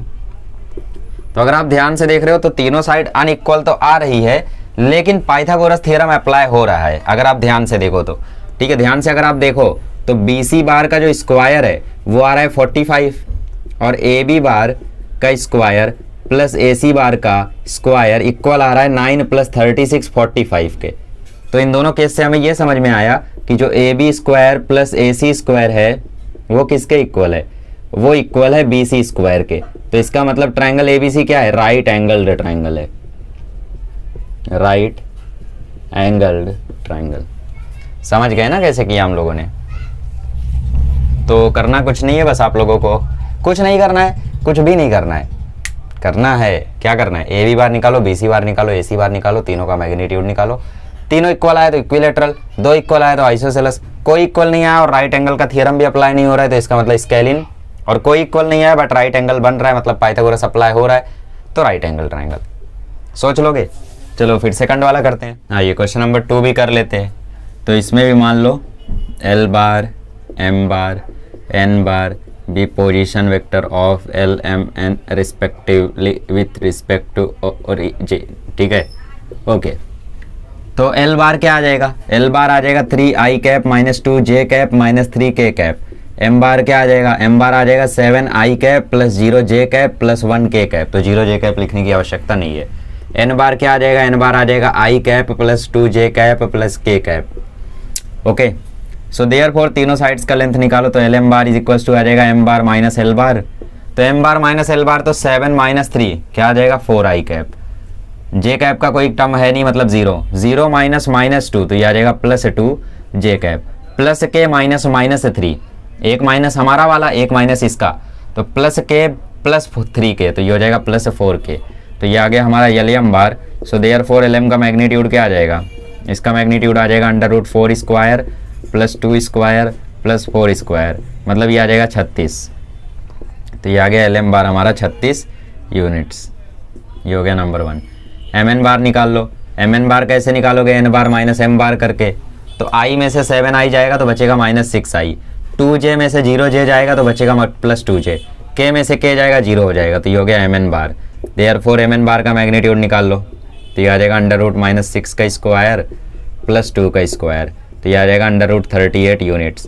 तो इक्विलेटरल तो ये भी नहीं आने वाला है, अब या तो आइसोसेलस आएगा या तो स्केलिन आएगा या तो राइट एंगल आएगा। एल एन बार निकालने से कंफर्म हो जाएगा, तो एल एन बार क्या आएगा, एल एन बार आएगा एन बार माइनस एल बार, तो एन बार माइनस एल बार आई कैप माइनस 3 आई कैप, तो ये हो जाएगा माइनस 2 आई cap, 2 j cap minus 2 j cap मतलब 2 j cap plus 2 j cap, ये हो जाएगा 4 जे कैप, और के कैप माइनस 3 के कैप, तो ये हो जाएगा 4 के कैप। ठीक है, सो देयरफॉर एल एन बार का मैग्नीट्यूड ले लोगे तो ये आ जाएगा √-2 का square plus 4 square plus 4 square, तो ये आ जाएगा 4 प्लस 16 प्लस 16, तो ये आ जाएगा √36 यूनिट्स। ये हो गया क्वेश्चन नंबर 3। ठीक है, ये हो गया एल एन बार। तो आप ध्यान से देख रहे हो तो एल एम बार और एल एन बार इक्वल है but M N bar equal नहीं है, so therefore L M bar equal है एल एन बार के, ठीक है, लेकिन वो इक्वल नहीं है एम एन बार के। देयरफॉर जो ट्रायंगल एल एम एन है वो क्या हो जाएगा, वो हो जाएगा आइसोसेलस ट्रायंगल। समझा? चलो आगे बढ़ते हैं, क्वेश्चन नंबर 8 करते हैं। ये तो चिंदी चीज़ें हैं यार, क्वेश्चन नंबर 8 भी चिंदी है, 9 भी चिंदी है, 10th भी चिंदी है। चलिए क्वेश्चन नंबर 8 करते हैं। क्वेश्चन नंबर 8 में बोला है find the component of form of A bar, मतलब ए बार को आपको i cap j cap k cap के टर्म्स में फाइंड करना है। If it lies in YZ plane and makes 60 degree with positive Y axis. तो देखो इसको फाइंड करने का तरीका होता है डायरेक्शन रेशियोज से, सॉरी डायरेक्शन कोसाइंस और डायरेक्शन एंगल से। ठीक है, तो क्योंकि ये खुद वाइजेड प्लेन में लाई कर रहा है, ठीक है, मतलब जो ये है ये हमारा जेड एक्सिस है, ये हमारा वाई एक्सिस है, ठीक है, तो बेसिकली ये लाई कर रहा है कहीं यहाँ पर। तो अगर ये खुद वाईजेड प्लेन में है तो ये एक्स एक्सिस के परपेंडिकुलर होगा। अरे भाई वाईजेड प्लेन एक्स एक्सिस के परपेंडिकुलर होता है ना, ये तुम्हारा वाई एक्सिस, सॉरी ये तुम्हारा जेड एक्सिस, ये तुम्हारा वाई एक्सिस और ये तुम्हारा एक्स एक्सिस। तो क्या वाई एक्सिस एक्स एक्सिस के परपेंडिकुलर है? ऑब्वियसली है। क्या जेड एक्सिस एक्स एक्सिस के परपेंडिकुलर है? ऑब्वियसली है। देखो ना यार परपेंडिकुलर बन रहा है ठीक है, तो ये परपेंडिकुलर है, तो इसका मतलब ये पूरा का पूरा जो प्लेन है ये एक्स एक्सिस से परपेंडिकुलर है या नहीं है? तो इसका मतलब जो वाईजेड प्लेन है वो बेसिकली परपेंडिकुलर होता है एक्स एक्सिस के, इस परपेंडिकुलर टू एक्स एक्सिस। तो इसका मतलब एक्स एक्सिस से जो ये प्लेन एंगल बनाएगा वो कितने का बनाएगा? 90 डिग्री का। तो डायरेक्शन एंगल्स हम निकाल रहे हैं, तो अल्फा आ गया 90 degree positive X axis. Beta हमें ऑलरेडी दे रखा है, angle made by line with positive Y axis वो हमें ऑलरेडी दे रखा है 60 डिग्री। तो गामा क्या आ जाएगा? गामा तो हमें पता नहीं है अभी, तो गामा निकालना पड़ेगा। गामा कैसे निकालेंगे?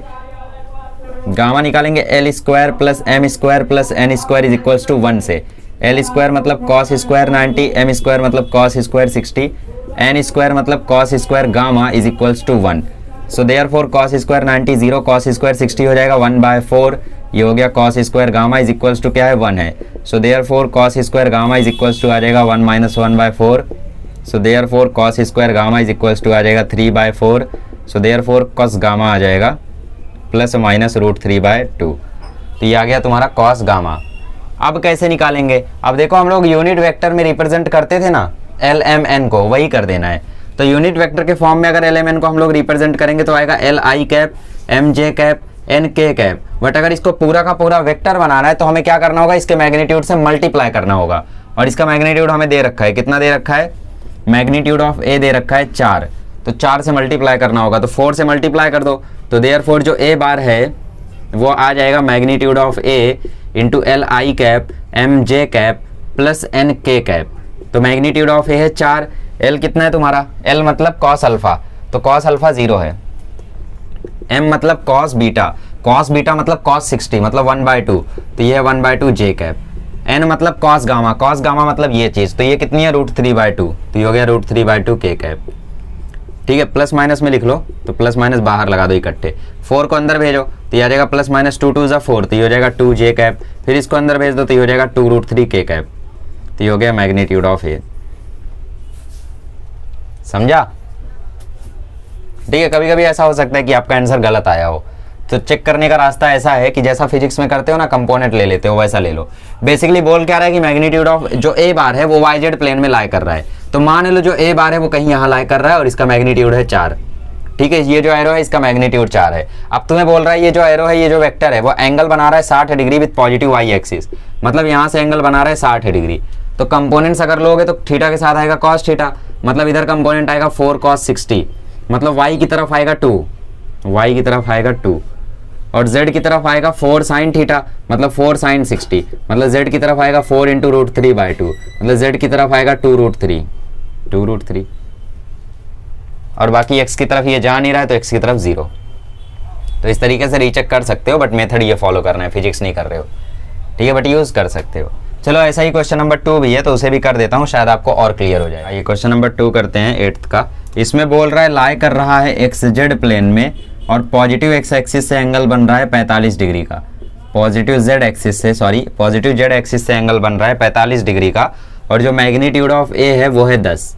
तो बेसिकली एक्स जेड प्लेन में लाई कर रहा है, तो अब की बार मान लो जेड यहाँ है और एक्स यहाँ है, हमारी मर्जी, हम कहीं भी मान सकते हैं, तो हमने आसान वाला मान लिया ताकि समझने में आसानी हो। तो बेसिकली पॉजिटिव जेड एक्सिस से एंगल बन रहा है 45 डिग्री का, तो पॉजिटिव जेड एक्सिस से जो एंगल बनता है उसको हम बोलते हैं गामा, तो बेसिकली गामा दे रखा है 45 डिग्री, और क्योंकि ये एक्स जेड प्लेन में है तो ये वाई एक्सिस के परपेंडिकुलर होगा, तो since it is in X Z plane therefore X Z is perpendicular to Y axis, और अगर ये वाई एक्सिस के परपेंडिकुलर है तो जो वाई एक्सिस से ये एंगल बना रहा होगा वो 90 डिग्री बना रहा होगा, तो इसका मतलब जो बीटा है वो आ जाएगा 90। अब अल्फा तुम्हें पता नहीं है तो वो पता कर लो। कैसे पता करोगे? L² + M² + N² बराबर 1 करके। सो L² मतलब cos स्क्वायर अल्फा, M² मतलब cos स्क्वायर बीटा, N² मतलब cos square gamma is equals to 1। cos square alpha तुम्हें पता नहीं है, cos स्क्वायर बीटा हो जाएगा cos स्क्वायर 90 दैट इज 0, और ये हो जाएगा cos स्क्वायर गामा मतलब cos स्क्वायर 45 बराबर 1। तो cos square alpha, cos square 45 होता है 1/2 बराबर 1, तो cos स्क्वायर अल्फा भी आ जाएगा 1/2, तो cos अल्फा आ जाएगा 1/√2 प्लस माइनस में, तो ये आ जाएगा 1/√2। तो cos अल्फा मिल गया। ठीक है, तो बेसिकली देखो शॉर्टकट में अगर आंसर निकाले तो ये एंगल बन रहा है 45 डिग्री का, इसका मैग्नीट्यूड है 10, थीटा के साथ आएगा cos थीटा, मतलब z की तरफ कंपोनेंट आएगा 10 cos थीटा मतलब 10/√2 मतलब 5√2, रेशनलाइज करोगे तो 5√2 आ जाएगा, और इधर भी आएगा 5√2। तो बेसिकली 5√2 कंपोनेंट आना है, बट अभी हमें पता नहीं है। ठीक है, तो पता करते हैं। तो यूनिट वेक्टर में कैसे हम लिखते हैं? यूनिट वेक्टर में हम लिखते हैं LI cap MJ cap plus NK cap. ठीक है, A कैप लिख लो इसको, देयरफॉर जो A बार है वो आ जाएगा magnitude of A multiplied by A cap multiplied by A cap. So magnitude of A है 10, A कैप है L कितना है? L कितना है भाई? L है 1/√2, प्लस माइनस में तो प्लस माइनस बाहर लिख दो, तो 1/√2 I कैप। M कितना है? cos बीटा 0 है तो उसको हटाओ। cos गामा कितना है? cos गामा है 1/√2, तो यह भी आ गया 1/√2 K कैप। अब इस 10 को अंदर भेज दो, तो 10 को जैसे ही अंदर भेजोगे तो ये आ जाएगा 5√2 I cap 5√2 J cap, sorry K cap, तो ये आ गया तुम्हारा A बार। ठीक है, चाहिए तो यहाँ पे एक लाइन लिख सकते हो, unit vector of line in unit vector in terms of DCs is represented by A cap. ठीक है, और फिर उसके बाद इसको सॉल्व कर लो। चलो करते हैं क्वेश्चन नंबर 9। आइए क्वेश्चन नंबर 9 करते हैं। क्वेश्चन नंबर 9 में 2 sides of parallelogram are this, find the unit vector parallel to the diagonals. पहले डायगोनल निकाल दो, डायगोनल आ गया तो उसको उसी के मैग्नीट्यूड से डिवाइड करके यूनिट वेक्टर निकाल लेना। चलो, तो पैरेललोग्राम तुम्हारा है ABCD है ना, और 2 वेक्टर दे रखा है, मतलब पैरेललोग्राम का नाम नहीं दिया है बट वेक्टर्स दे रखा है। तो मान लिया हमने कि भैया पैरेललोग्राम है, कहाँ है, हमने मान लिया ABCD है, ठीक है, चलो ABCD, ठीक है, ये तुम्हारा पैरेललोग्राम है। तो डायगोनल्स हो गए AC बार और BD बार। ओके, तो यहाँ पे आप लोगों को 2 sides of parallelogram are this and this, so 2 sides of parallelogram are this and this, ठीक है। तो 2 sides अब पहले मान लो लेट क्वाड्रिलेटरल ABCD भी है पैरेललोग्राम, ठीक है। और आपको क्वेश्चन में जो 2 वेक्टर दिया है वो आप किसी के भी मान सकते हो, तो एडजेसेंट वाले मान लो क्योंकि लगातार दिया हुआ है, तो AB बार और BC बार मान लो उसे। सो देयरफॉर लेट AB बार जो हो गया वो पहला वाला हो गया, दैट इज कितना है 3i cap 4j cap minus 5k cap, ठीक है, 5k कैप। और BC बार मान लो minus 2j cap plus 7k cap, ठीक है। तो unit vector in the direction parallel to the diagonal निकालना है, तो पहले डायगोनल के वेक्टर निकाल दो और फिर उसके बाद उसको उसकी मैग्नीट्यूड से डिवाइड कर देना, तो यूनिट वेक्टर आ जाएगा, ठीक है। बाल पक गए अब। तो AB बार और BC बार हमें पता है, तो डायरेक्शन ये है, ठीक है। तो parallelogram law of vector addition अगर लगा सकते हो क्या,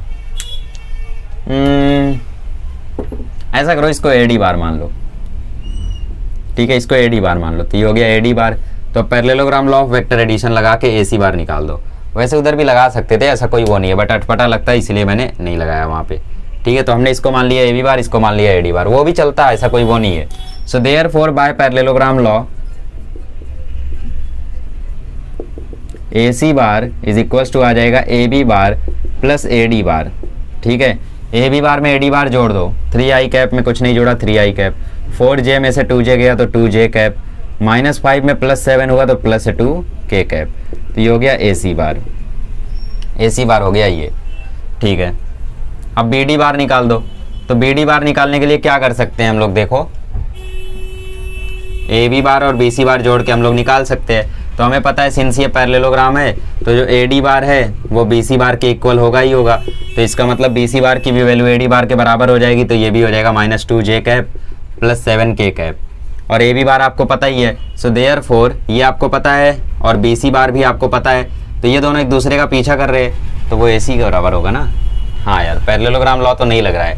अगर पैरेललोग्राम लॉ हमें लगाना है तो हमें इस AB बार को BA बार बनाना पड़ेगा, क्योंकि पैरेललोग्राम लॉ लगाने के लिए दोनों एक ही तरफ से निकलने चाहिए ना, तो इस AB बार को हमने BA बार बनाना होगा। तो AB बार को अगर मैं BA बार बनाता हूँ तो माइनस से मल्टीप्लाई करना पड़ेगा, राइट।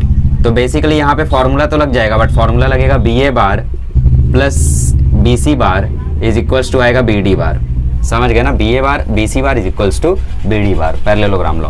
तो BA बार क्या है, BA बार है AB बार का उल्टा, तो AB बार का उल्टा मतलब -3 -4 प्लस 5, तो BA बार हो गया -3i cap minus 4j cap plus 5k cap. BC बार में ऐड करो, तो BC बार क्या है, कहाँ है BC बार, यहाँ है, तो वो है -2j cap plus 7k cap is equals to क्या है BD bar, is equals to क्या है BD बार है। -3i कैप कहीं नहीं है तो फिर आ गया ये -3i कैप, -4 -2 ये आ गया -6j कैप, प्लस 5 प्लस 7 ये आ गया 12k कैप, तो ये आ गया तुम्हारा BD बार। तो ये हो गए हमारे दोनों डायगोनल्स, बट हमें क्या निकालना है, हमें यूनिट वेक्टर इनके पैरेलल में निकालना है। मतलब बेसिकली हमें क्या करना है, इनको इन्हीं के मैग्नीट्यूड से डिवाइड करके यूनिट वेक्टर बना देना है, बस वही आंसर हो जाएगा। पैरेलल का यहाँ पे कोई सेंस नहीं है, पैरेलल का मतलब क्या, दोनों का डायरेक्शन सेम रहेगा, तो ऑब्वियसली इसका डायरेक्शन भी उसी के डायरेक्शन के इक्वल होगा ना जो पैरेलल वेक्टर होगा। तो जब भी ऐसा बोले कि पैरेलल वेक्टर निकालो इसके, ठीक है, तो जिसके पैरेलल वेक्टर पूछे उसी का यूनिट वेक्टर निकाल दो, वही होता है पैरेलल वेक्टर। सो देयरफॉर ये हो जाएगा AC bar upon magnitude of AC bar is equals to parallel vector, ठीक है, पैरेलल वेक्टर। सो इसको इसी के मैग्नीट्यूड से डिवाइड कर दो, तो इसका मैग्नीट्यूड जरा बताओ, ठीक है, क्या आ रहा है इसका मैग्नीट्यूड, 17 आ रहा है मेरे ख्याल से। तो ये हो गया हमारा parallel vector in the direction of diagonal, ठीक है। तो इसको कैसे रिप्रेजेंट कर सकते हो, AC कैप दिखा सकते हो, √9 + 4 + 4 ये आ जाएगा √17, तो मैग्नीट्यूड √17 से डिवाइड कर दिया। यहाँ का मैग्नीट्यूड भी देख लो, 3 का स्क्वायर 9, 6 का स्क्वायर 36, 12 का स्क्वायर 144, 144 में 36 जोड़ो तो 180, 180 में 9 जोड़ो तो 189, ठीक है।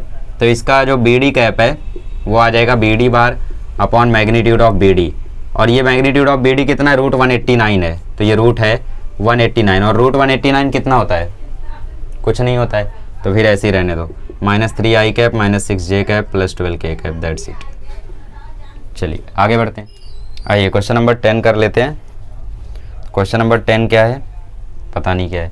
क्वेश्चन नंबर 10 में है एक ट्राइंगल है ABC, तो एक ट्राइंगल है ABC, इस ट्राइंगल में मिड पॉइंट्स है DEF, D है मिड पॉइंट AB का, सॉरी D है मिड पॉइंट BC का, तो BC का मिड पॉइंट है D, E है मिड पॉइंट CA का, तो CA का मिड पॉइंट है E, ठीक है, और AB का मिड पॉइंट है F, ठीक है। सो हमें प्रूफ करना है कि भाई AD + BE + CF is equals to 0, AD + BE + CF is equals to 0। LHS उठा लो, तो LHS आ गया AD bar + BE bar + CF बार, ठीक है। तो इससे पहले यहाँ पे अज्यूम कर लो, लेट जितने हैं वेक्टर उनके यूनिट वेक्टर, सॉरी उनके पोजीशन वेक्टर अज्यूम कर लो, A bar B bar C bar D bar E bar F bar B position vector of A B C D E F respectively, with respect to ODE इनकी यहाँ पे ज़रूरत नहीं है, ठीक है। सो AD बार को क्या लिख सकते हो, D bar - A bar, BE बार को क्या लिख सकते हो, E बार - B बार, CF बार को क्या लिख सकते हो, F बार - C बार। अब क्या करो आप, देखो E क्या है, मिड पॉइंट है किसका, AC का, तो E के वेक्टर क्या आ जाएंगे, A bar + C bar upon 2, तो E बार की जगह आप लिख सकते हो A + C अपॉन 2। F जो है वो AB का मिड पॉइंट है, तो इसकी जगह तुम लिख सकते हो A bar + B bar upon 2। D जो है वो BC का मिड पॉइंट है, तो इसकी जगह तुम लिख सकते हो B बार + C bar upon 2। So therefore, ठीक है, देयरफॉर D बार की जगह आ जाएगा B bar + C bar upon 2 minus A bar, E बार की जगह आ जाएगा A bar + C bar upon 2 minus B bar, F बार की जगह आ जाएगा A bar + B bar upon 2 minus C बार, ठीक है। अब भी क्या करते हैं, अपॉन 2 को सबको अलग अलग दे देते हैं, B बार के नीचे 2 दे दो, तो ये हो गया B बार अपॉन 2 बार, ये हो गया C bar upon 2 bar minus A bar plus A bar upon 2 plus C bar upon 2 bar minus B bar plus A bar upon 2 plus B bar upon 2 minus C bar is equals to, अच्छा अभी तो prove करना है ना। So therefore देखो B बार + 2 और B बार + 2 कितना हो जाएगा, sorry B bar upon 2 plus B bar upon 2 कितना हो जाएगा, B बार हो जाएगा, और उसको इससे काट दो। A bar upon 2 A bar upon 2 कितना हो जाएगा, A बार हो जाएगा, इससे काट दो, ठीक है। C bar upon 2 C bar upon 2 C बार हो जाएगा, उसको इससे काट दो। कुछ बचा, कुछ नहीं बचा है, तो ये आंसर आ गया 0, खत्म। तो इसी के साथ आज का लेक्चर स्टॉप करते हैं, अगले लेक्चर में मिलेंगे तो हम लोग सॉल्व करेंगे 11 से लेके 30 तक। ज़्यादा क्वेश्चंस हैं लेकिन सारे क्वेश्चंस मतलब 3-3 मिनट वाले हैं, तो 20 क्वेश्चन हम लोग 60 मिनट में कंप्लीट कर सकते हैं। चलिए मिलते हैं अगले लेक्चर में, थैंक यू सो मच।